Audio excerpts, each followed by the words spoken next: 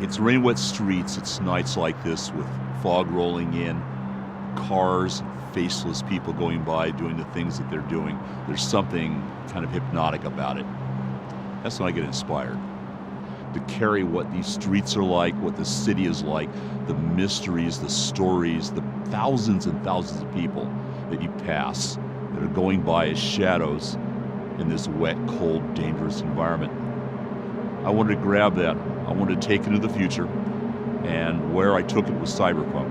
What I loved was the fact that it was a combination of dystopian society, a lot of technology, with this really great overlayer of almost film noir.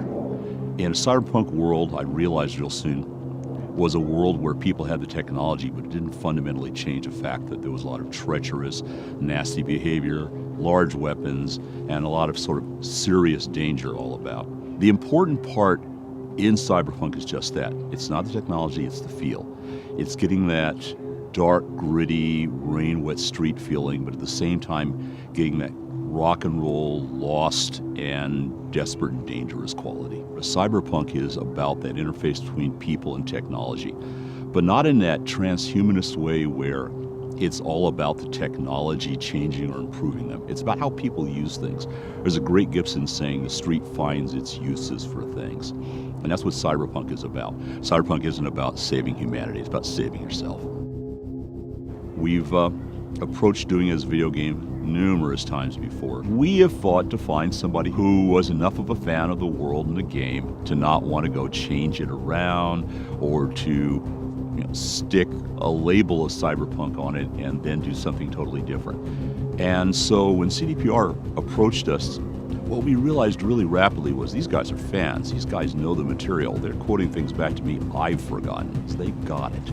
And that's an important thing. You have to be able to understand why this world exists. They're dragging my butt all the way over to Poland several times a year. We're excited because there is a really strong element of cross-pollination. There's a really strong element of cooperative building going on. And that's really great. Cyberpunk 2020 was about early cyberpunk. It was a world in which people didn't know a lot about what the tropes were, the feel for it. The great part about 2077 is that it's a mature form of that. We're basically able to progress a larger arc. You're going to get to see the outcomes of things that we started to talk about in the Fourth Corporate War.